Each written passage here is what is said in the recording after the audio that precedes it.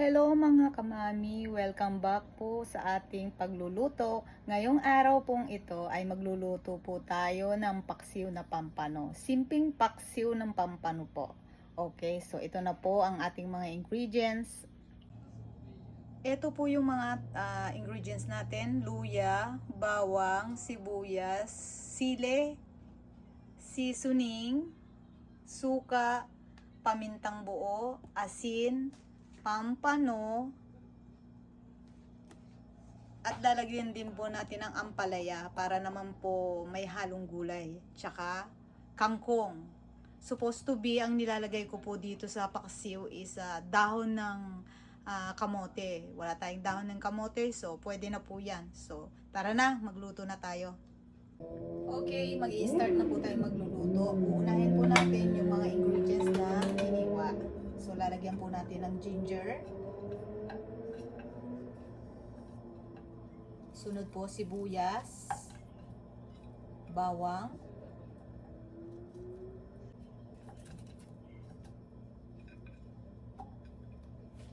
then isusunod po natin yung isda.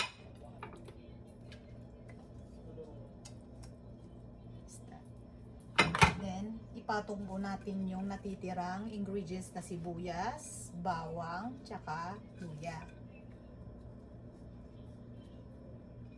Okay.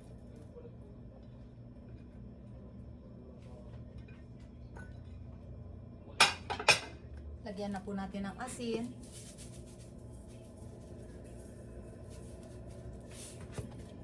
Lalagyan na po natin ng buong paminta. Then, suka.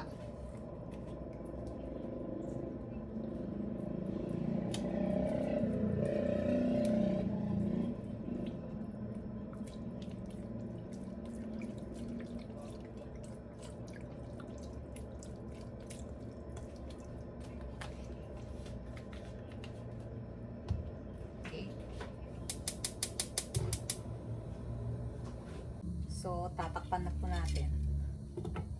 Okay. Baka nagtataka kayo guys kasi hindi ko sinabay yung vegetables. Ang ginagawa ko kasi talagang hinuhuli ko po yung gulay para hindi po siya malamog, maluto masyado. Kasi kailangan kong pakuluan ng medyo like 5 minutes or 10 minutes yung isda para maluto siya. Actually, nilalagyan ko rin po siya ng tubig para hindi siya maasim. Maasim, tapos para may sabaw po siya. So buksan natin, ilagay na natin yung seasoning.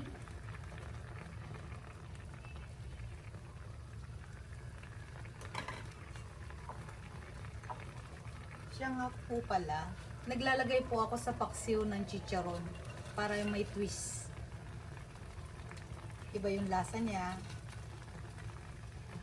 Konti lang po.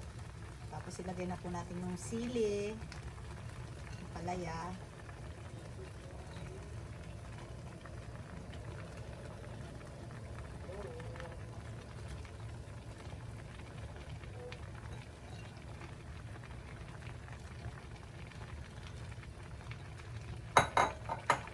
Tapos takpan po natin ulit. So, bubuksan po natin at ilalagay na po natin yung mahiwagang kangkong. Ang dami po yata. Konti lang. Okay.